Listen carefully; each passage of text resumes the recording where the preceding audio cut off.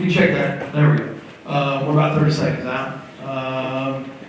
Hey, Dave, if you can check out there if there's anybody else that needs to be to come in and have them come on in. Yeah, yeah. Cool.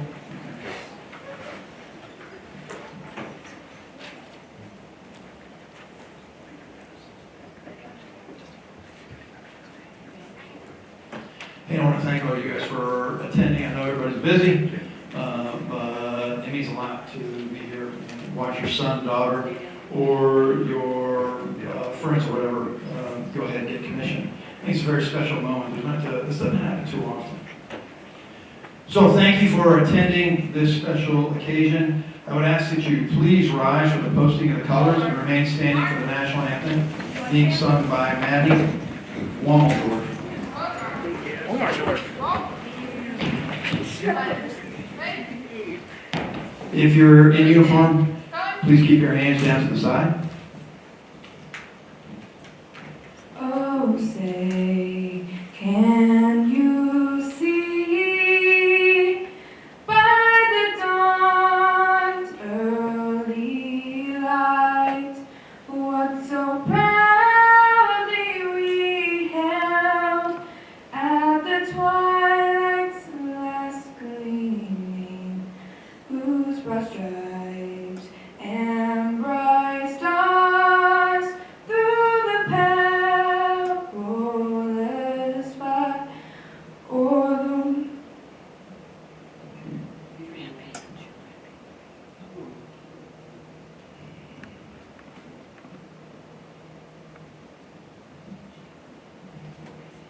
If you could, please join me in saying the Pledge of Allegiance.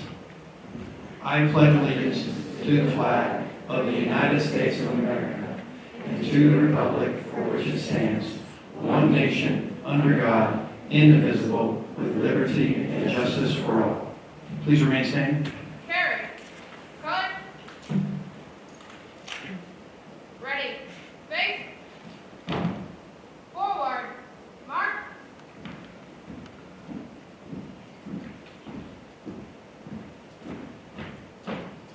Cover. Halt. Ready. Face. Order. Cut. Pose. Cover. Raise it. Arm. Order. Arm. Ready. Face. Forward. Mark.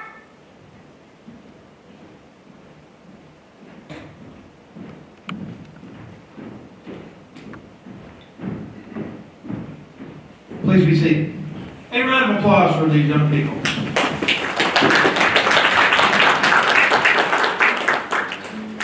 So I'd like to thank all of you, especially those special guests in attendance from the school district administration, high school administration, teachers, and city government people, the Legion that is here, recruiters that are here, veterans organizations, and all of you supporting your child in JROTC.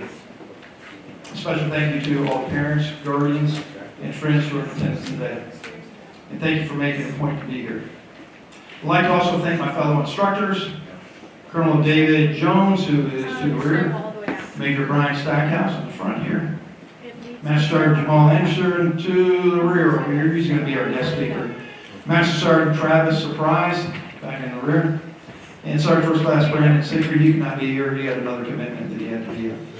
In addition, I'd like to recognize one person with which this program could not function, and that is Kathy Hogan. Thank you, Kathy. Where are you, Kathy? You can raise your hand. There she is in the back. Round of applause for Kathy.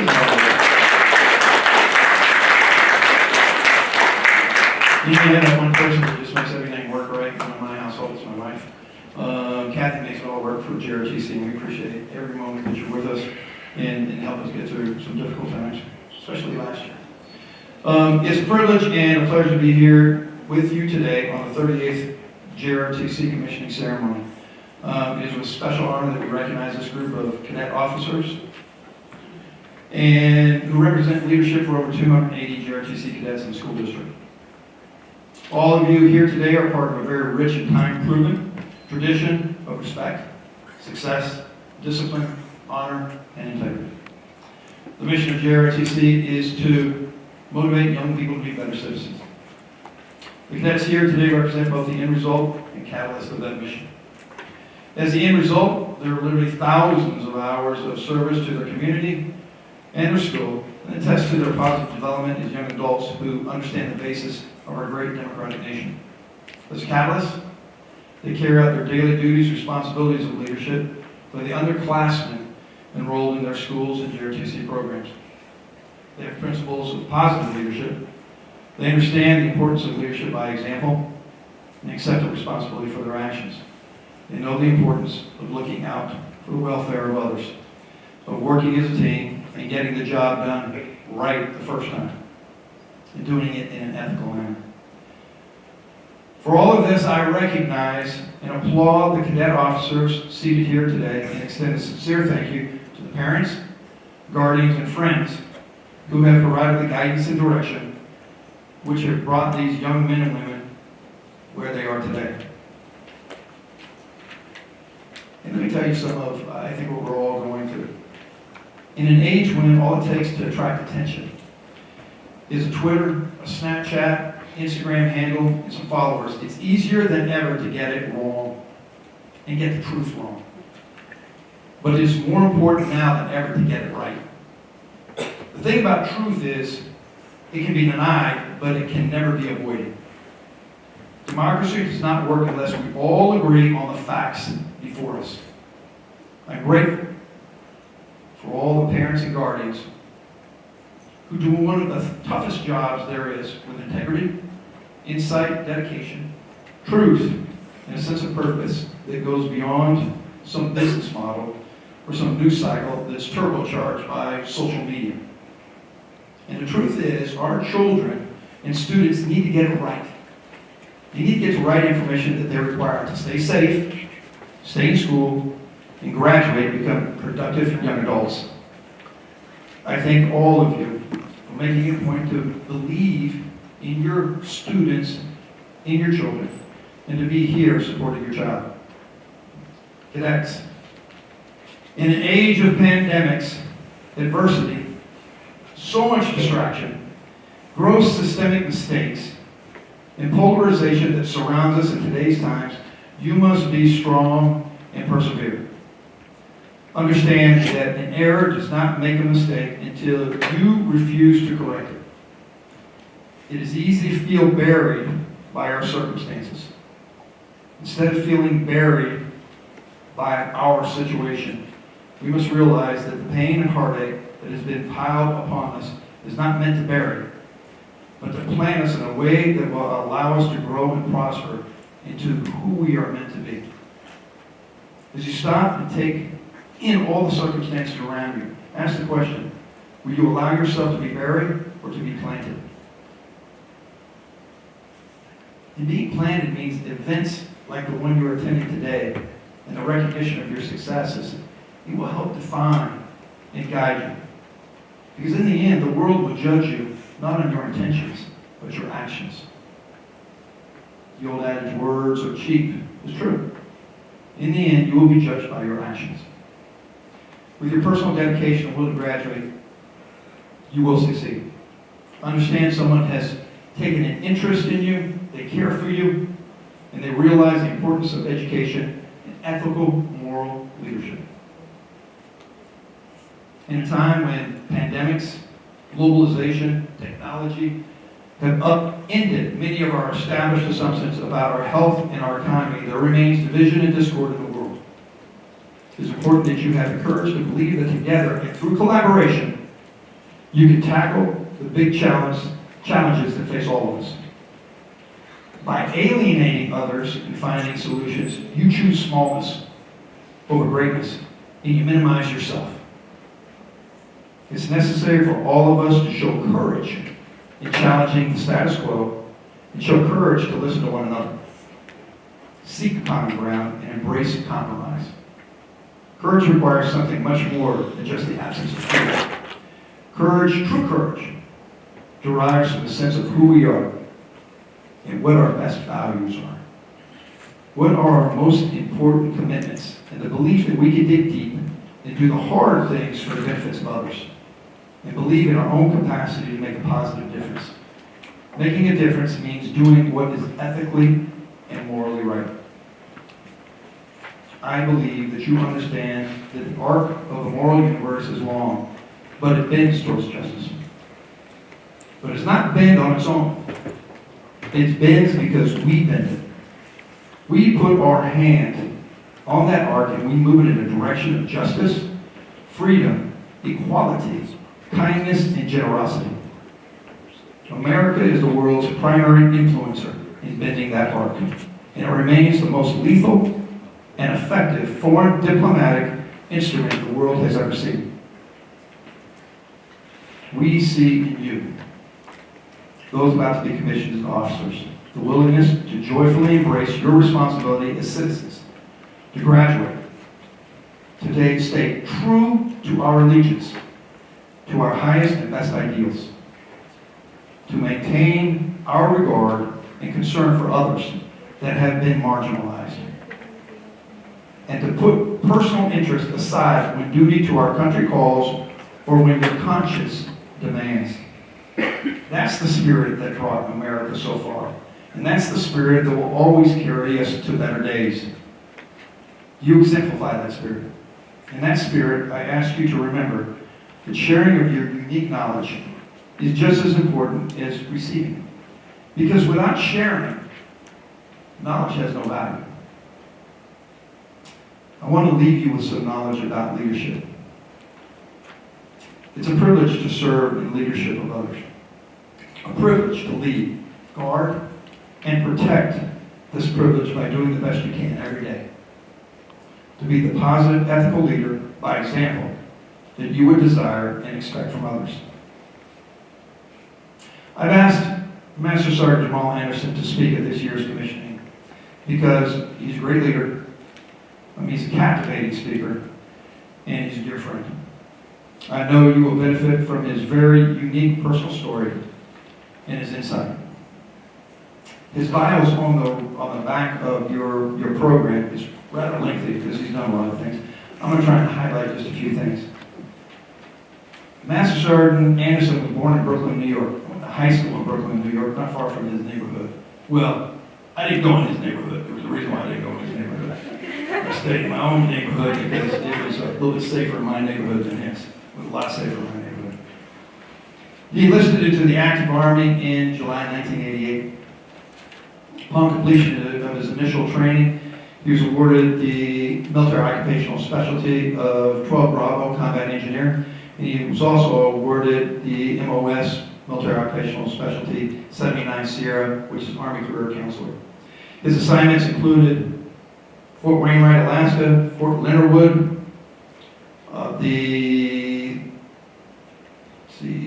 Camp Casey at Korea Ford on the DMZ, the demilitarized zone, Schofield Barracks, where he participated in exercises with multinational units in Thailand, Japan, and Australia. He was assigned in Fort Bragg. He was also deployed to Kandahar, Afghanistan, and Camp Liberty in Iraq. He also served under 3 lieutenant generals, 3-star generals, in Fort Leavenworth, Kansas. And he also was responsible for the National Training Center in Fort Worth, California, and Joint Readiness Training Center in Fort Polk, Louisiana, and the Warrant Officer Candidate School in Alabama, where he was retention, not commissioned officer. His education includes a bachelor's degree from from Parkville, Park University in Human Resources. He also attended the non-commissioned officer course, basic non-commissioned officer course, the advanced non-commissioned officer course, primary leadership development course, Sapper Combat Engineer Leadership course, the Air Assault School, Rappel Master course, recruiting school, career counselor course, the reserve career course, counselor course, and the enlisted equal opportunity course, as well as the SHARP course. His awards include, by the way, you got a lot of awards, I saw all of those, very impressive. Includes the Bronze Order de Fleur Medal, the Legion of Merit, Meritorious Service Medal, Bronze Star, Army Commendation Medal with 6 oak leaf clusters, Army Achievement Medal, Army Good Conduct Medal with 7 oak leaf clusters, Iraq Campaign Medal with 1 star, National Defense Service Medal with 2 stars, Armed Forces Expeditionary Medal, Global War on Terrorism Service Medal, Non-Commissioned Officer Development Ribbon with numeral 3, Army Service Ribbon, the Army Overseas Service Ribbon with numeral 4, the Sabertat Air Assault Badge, Combat Action Badge, Recruiter Badge with 3 sapphires, and the Career Counselor Badge. Ladies and gentlemen, Master Sergeant Jamal Anderson.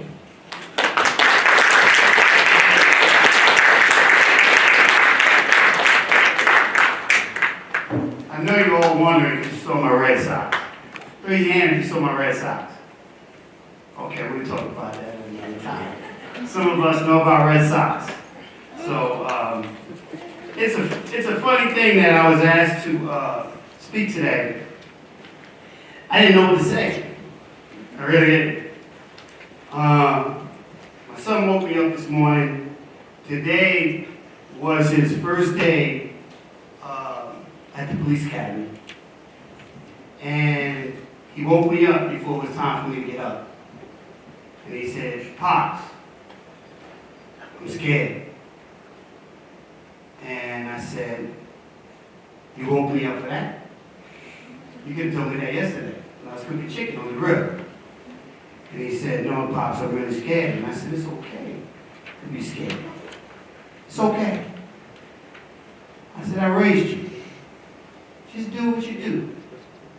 Do what I've always trained you to do. Just lead. Be you. You know who you are. You know what you need to do." And then it dawned on me, oh, now I know what to write about. So I want to talk a little bit about leadership. How I came to become a leader. How I'm still here today speaking to you. Because the cards were definitely stacked against me. We'll see what's going to happen next year. If there's something else that's going to pop up. But I want to thank my peers for allowing me to speak here today. I learned a lot from my peers, my fellow instructors. I also want to congratulate all of you cadets for moving on to the next level of leadership in junior ROTC by being commissioned today. I want to thank, again, the instructors for guiding you, because all your instructors are here guiding you, and they've done a great job. But if it wasn't for the family members putting up with us keeping your children here late at night, getting them up early in the morning before school starts, they wouldn't be here today. So my hat's off to the parents, because that's probably one of the hardest jobs you can ever do, is be a parent. It's never ending, even when they get older. But as instructors, we are not just instructors or teachers. We have the opportunity not only to teach, but to mentor and to coach these young men and women. Knowing that this is a day to celebrate and hold your heads high and all you've achieved. But I have a question to ask you. What do you do with your new responsibility of leadership you now have? That question is going to come again. Not just in junior ROTC, but in your schools, in your neighborhoods, amongst your peers and your family, and most of all within yourselves. Soon, some of you will have to navigate this unkind, unethical, and stressful world that we live in. Make no mistake, you will have experienced all three, and then some. Will you take the hard ride over the easy wrong? Will you climb the mountain of life or try to go around it? I speak to my cadets about climbing mountains. And what I believe is that I've been climbing mountains for years. And I hate climbing mountains. I hate them. But they always seem to come in front of me. I want to go around them, but I realize that I can't see the view. And I won't understand what goes on and what I need to learn if I go around a mountain. So I climb it. Sometimes it takes me a week, sometimes it takes me a month. But when I finally get up on top of the mountain, I can see things that I would have never saw if I had went around the mountain. And I sit there and I watch the beauty of what I see and what I've learned. And then I go down the mountain, and then there's another one waiting on me. I truly understand that some of your lives have not been the greatest. You can't control some of the things that go on, but there are some things that you can control. The decisions and choices you make in life. So really, what is the true question? I'm trying to input into you about your new leadership role. But before you answer, let me tell you a little about the journey that Jamal has been on in his life. Like Colonel said, I was born in Brooklyn, Crown Heights. Not a good place. I was born when there were gangs, the crack epidemic, but I had a stepdad that kept me and my brother in check. He was big, real big, on making sure we knew who we were and what we were to be. He always used to say, "Boy, be a leader, not a follower." He used to call me boy all the time. I never called me by my name. Also during that time, racism was so bad in New York. During those times, like the Colonel said, you stayed in your own side, everybody else stayed on their own side, you stayed with your kind, everybody else stayed with their kind. But between the drugs and the racial boundaries back in the 80s, as well as today, unfortunately, drugs has no racial boundaries. My biological dad was not that lucky. He got caught up in the epidemic and died back in 2007 from drugs. I knew him. I knew who he was. I saw him on the street. I would say hello. He would not say hello to me. Don't know why. Maybe he didn't like my mama. I don't know. But I knew him. But was never invited to his funeral. That's another story for another time. I fell. I used to live in Brooklyn, and in Brooklyn, they have all these abandoned buildings. When you drive down the street here, all the abandoned buildings are boarded up. Well, where I live, none of the buildings were boarded up. And my mama used to say, "Jamal, do not play in those abandoned buildings." Of course, I didn't listen. One time, I was 10. I think I was 10.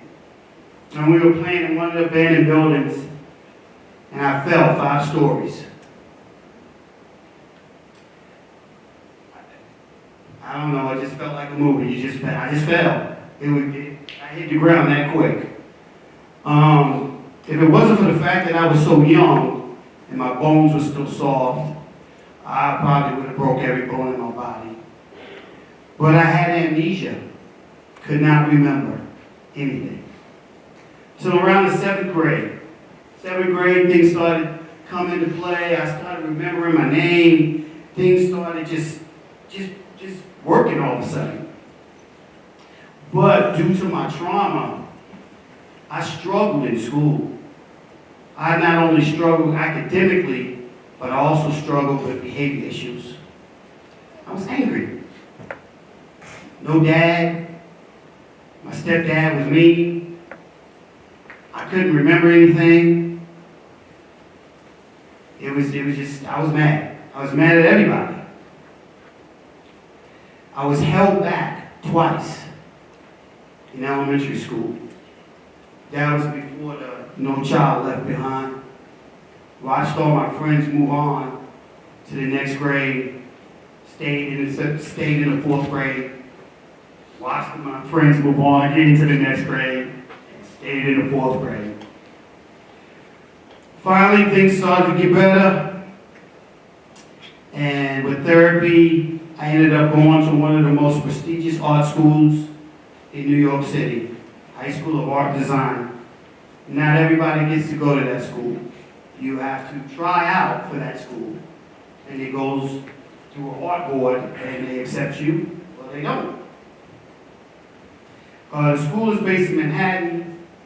Everything started working except for my behavior. My grades were okay. Just enough to get a partial scholarship. An art scholarship to NYU. I turned it down. I decided I was going to join the Army.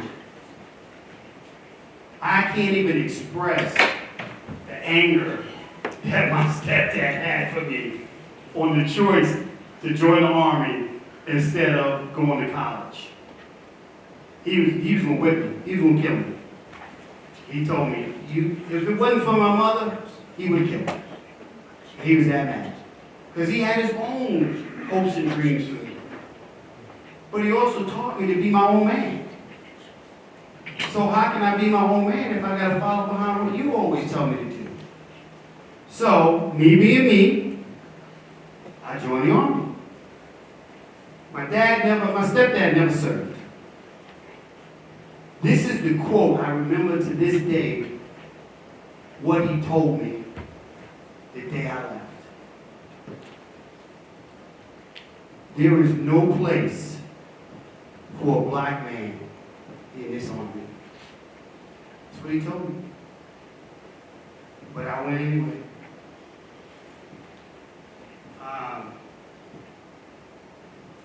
I guess he raised me too good. He raised me to be my own man. So that was my decision and not his. During my time in the military, I did everything that everybody else does, dumb things, drinking, driving, getting in trouble, all kinds of stuff. But if it wasn't for my leaders that believed in me, when I did not believe in myself, I would not be standing here today. Back then, we had true leaders. True leaders. They did not kick you out the Army. You wish they would kick you out the Army. But they did not. You soldiered. You was either going to soldier happy or you was going to soldier sad. But you were going to soldier.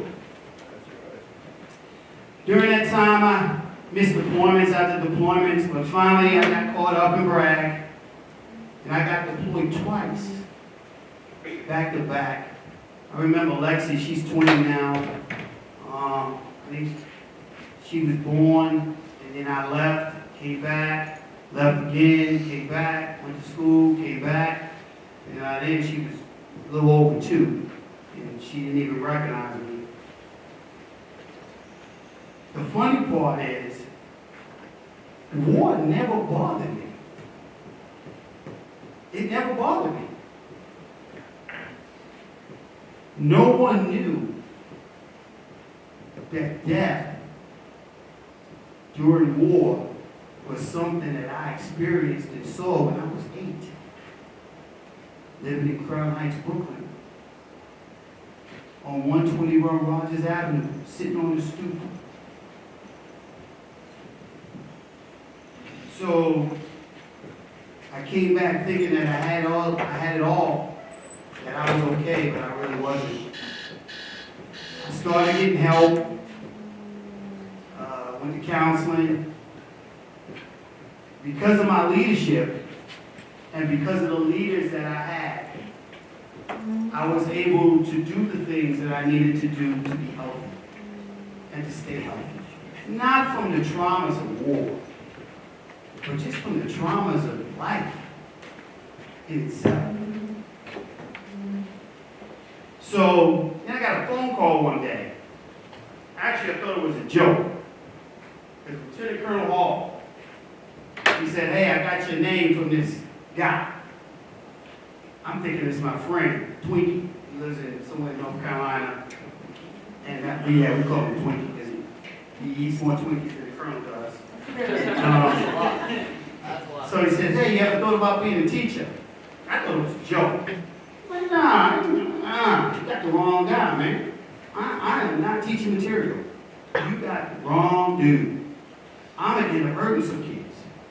I'm not that guy. I'm just not him. He said, "Well, just you know how it is. Just come on in. Let me just see. But let me ask you, can you still fit in your uniform?" I said, "Hold on, let me look in the closet and see." I put my jacket on. I said, "Yeah, I'm good. I can fit it." So he convinced me to become a teacher. And I made him a promise. As all good leaders should keep their promises. I will never leave. I will never leave St. Joe.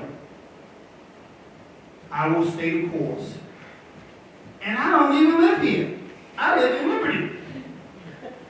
I drive up there every day. Sometimes just a little bit late, not a lot. Just a little bit, not a lot. But one day I was driving up and what was this, sir, about 2020? I wasn't late, I was on time. I should have been late, but this time I was on time. And I had a rollover accident, which made all the other teachers coming from Kansas City up here late. Broke both my legs, had a concussion, ribs tore up. First thing I did when I got out to the hospital is I came to Benton, because I used to work at Benton before I came to Lafayette. And my kids got to see me as my son, who's in the academy now, carried me down the steps. And I watched the kids because I knew they needed to see me. And I needed to see them. I believe that part of my leadership would show them, don't tell me what you cannot do. Don't tell me what you can't do. If I can do this, you can do anything. Well, that also came to pass in 2022 when I got diagnosed with cancer. I beat that one too. And we were going through an SAV during that time from the Army. It was 3 days after my surgery. And my same son, here I come walking into school. It was prostate cancer, so I'll let you figure what I was wearing. A diaper with some other things. And, but I just had to see my kids. Something about them just gave me the drive to just keep going and going and going. I ain't done yet. This is the last one. Those that know me, I've been a single dad for 12 years for 3 kids. One's in college at Northwest, one's going to be a police officer, and my youngest, Mookie Bear, who runs me as if she's my wife, 14, and just starting high school. I had been in a court battle with my ex-wife for over 12 years. with her trying to take these kids back. Matter of fact, I went to court about 3 weeks ago on a Friday. So when I tell you the mountains just keep coming, I'm not lying, they just keep coming. The list is too long to put down everything, but because of leaders in my life, I would not be the man standing here in front of you today. So again, what are you going to do with this newfound leadership you have? You can use the always me, I'm no good, I'll never make it. Oh, here's a big one for you. I shouldn't even been born. Nobody likes me. I don't get enough Twitter tweets. Somebody said something bad to me on Snapchat. Why does these things happen? I have no idea. I don't know. But they do. What I do know is that I am not a mistake. You are not a mistake. I am not an accident. You are not an accident. I am here for a reason, and you are here for a reason. I know some of you may be going through some hard times. Like I said before, life has its way of throwing monkey wrenches at us. At times it's rough, and you may feel like this pain will never end, frustrated at times. But I'm here to tell you, it's not always going to be like that. You have to put up with a little rain to get to see the rainbow. Sometimes some of us put up with a lot of rain before we finally get to see the beauty of the rainbow. Let me see where I'm at now. Another quote that I use with my cadets: your condition that you're in is not your conclusion. It's just another chapter. It's not the end of the book. You are just starting your new chapter.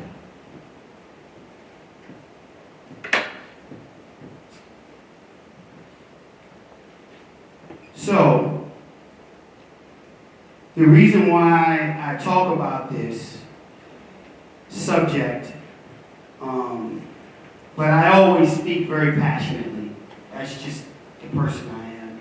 I will talk with my hands, and I'm just passionate about what I say because I've been through it. And I understand when my kids hurt, I hurt. I hurt just like you do. I'm human. But it is proud, and I cannot be any prouder to watch cadets that are now going to be officers that at one time I had to put a rock in their right hand so they knew their right from their left. He knows who I'm talking to. And my May, he's shaking his head no, who never had a pencil. For 3 years, he would come in the drill hall. Top, I don't have a pencil. And I would always have to give him a pencil. Leadership will mold you like it has molded me. I use my pain and frustration to help others like myself so that they can see their own leadership potential. Not mine, but theirs. Their own story to tell one day in 30 years when they may be up here, or speaking at a college, or maybe running for president. You never know. You never know what's in front of that rainbow. So you deal with a little rain, and then you see it come out. Again, congratulations on being commissioned today. So, just one more time, my final words to you all. Now that you are on a new leadership journey, what are you going to do with it?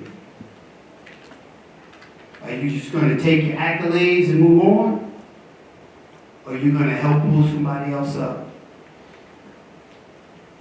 Because that's the true side. Not just of a leader, but a human being. In these days, we've lost that. We've lost that. I'll end with this. Thank you for allowing me to speak today. I want to thank all my kids for making me the man I am today and reshaping me. I'm a better man today than I was 3 years ago when I started working for Major Stackhouse. And it's because of all of you. It is because of all of you. You have something to give. Give it freely. Give it willingly. And give it like I do, with a smile. But to the parents, you got great kids. You got great kids. They're gonna do wonders. I cannot wait till I'm watching TV and see your kids on TV doing something great. Because they have what it takes. They have what it takes. So thank you. I appreciate it. I will not be doing this next year, even though y'all say I am. I'm not. Let's get on with the ceremony. Ladies and gentlemen,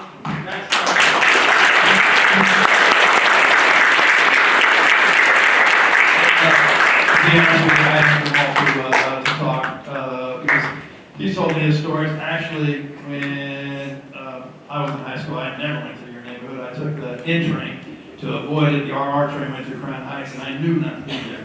I came predominantly from an Italian neighborhood. New York's like a mosaic. It's not like a melting pot. You have neighborhoods of Italian, Greek, Polish, and then you go into the Jewish neighborhoods and black neighborhoods, go by race, and it kind of goes by area of the world. It's very, very unique. But I never stopped in Crown Heights. I just stay away from that. That Prospect Park. And I ain't going to Prospect Park. So let me very quickly, because we're going to get to the portion that you guys have been waiting for, your certificates, right? And then your parents all promised me they're taking the checks. Right, parents? Yeah, right. Okay, they agree. Perfect. Okay, so the most important ingredient and variable in the success of an organization is in the organization. That's what the leaders are. They call you leaders because you go first, because you take the risk before everybody else. They call you leaders because you sacrifice so that others gain. And when you do, others will sacrifice for you. They call you leaders because you are responsible to establish the climate of trust and cooperation. And when you do, amazing things happen. The interesting thing about trust and cooperation, I can't tell you to trust him and him to trust you. Or cooperate with you. It doesn't work that way. See, trust is a feeling. It's not instructions. Trust is a feeling. And when you establish that trust, as a leader and your followers, they will take you many places. And you now have the ability to take them to many places. There is a difference between managers and leaders. You work for a manager. You follow a leader. Leaders have a different skill set. They're able to morph and be able to handle much more challenging things. So I applaud you, because now you're being recognized as a leader. So I ask you to now please join me on stage. right, face, forward, march.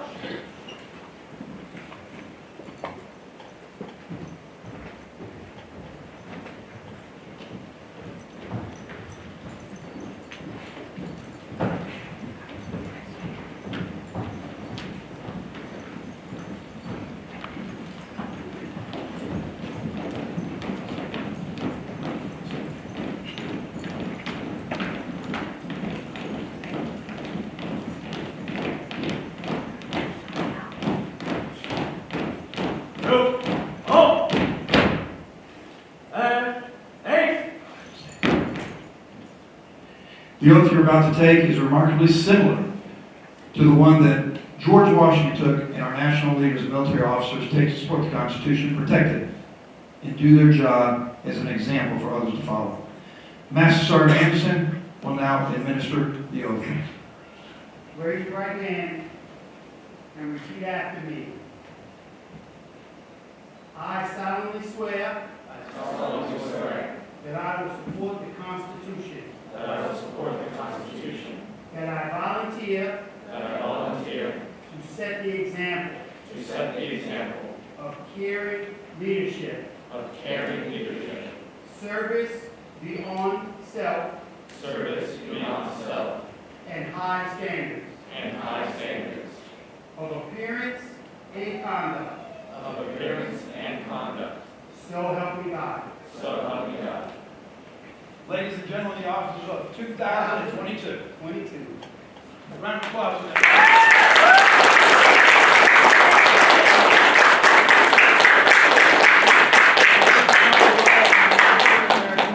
I would encourage you to take pictures. Only happens once. There's no redos on this one. So with that being back up. Ian Adams. You guys, I've asked you to just take a moment to look out to the audience. You guys are going to take pictures.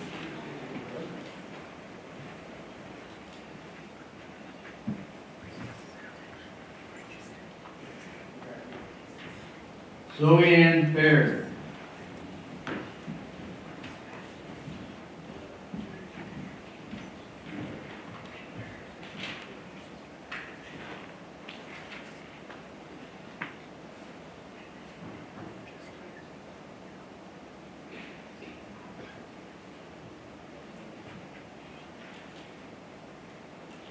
Hayden Bensel.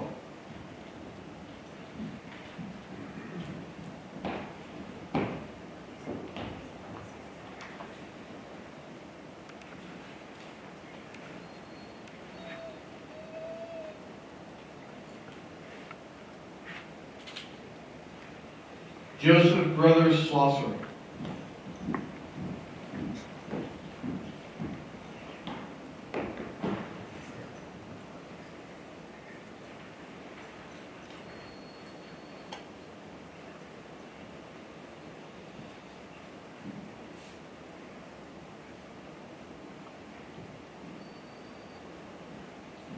Isella Brown.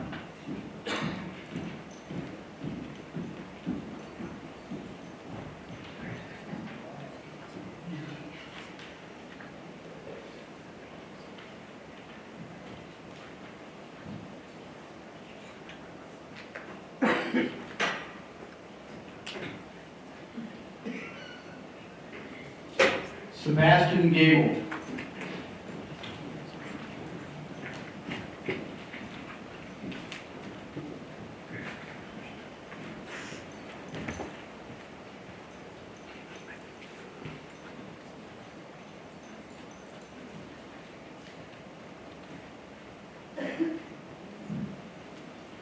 Lila Glenn.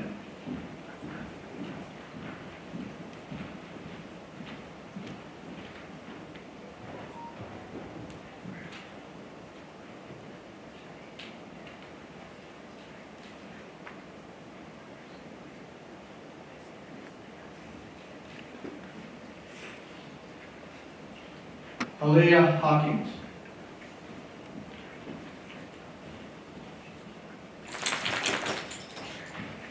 Me and Aaliyah are going to start a new edition band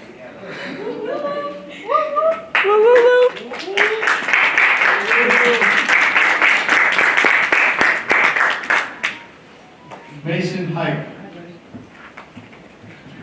My man.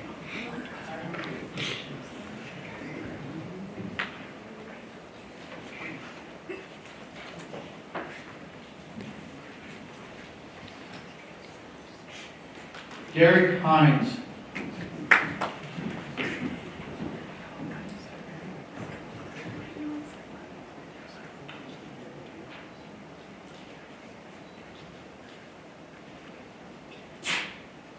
William Hutcherson.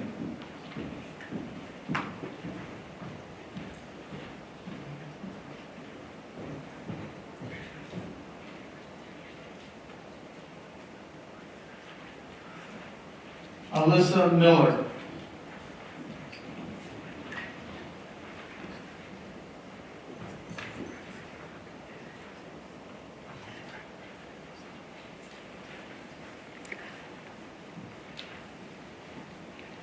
Natalie Mullen.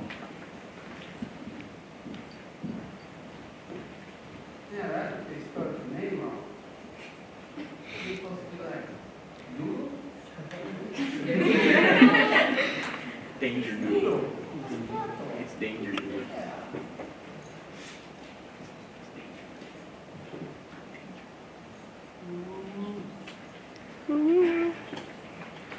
Trenton Simmons.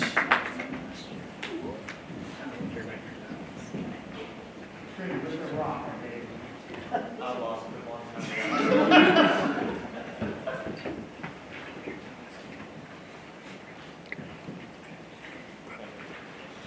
Rochelle Spangler.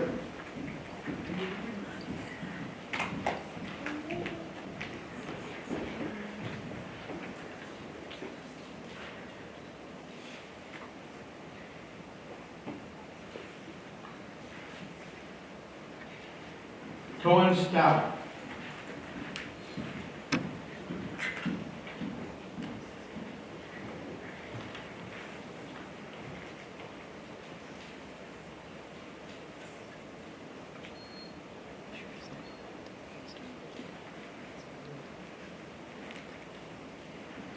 Josue Tercio Ramirez.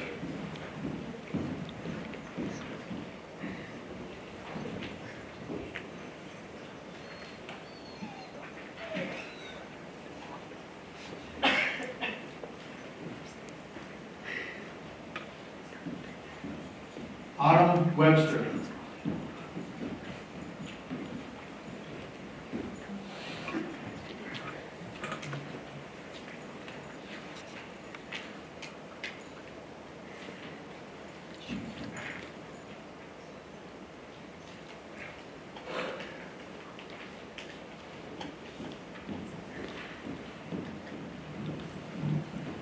Ladies and gentlemen, I would like to introduce the new officers of 22.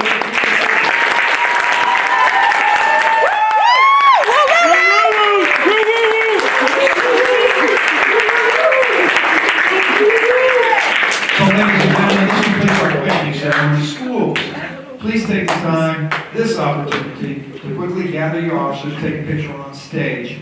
We'll have refreshments in the library, which is just out the door to the left. Please join us in celebrating your child's accomplishments. There are also opportunities to take pictures outside the auditorium by the national, state, and organizational flags. Please take your advantage and opportunity to do that. God bless you, and God bless the United States of America. Thank you for attending.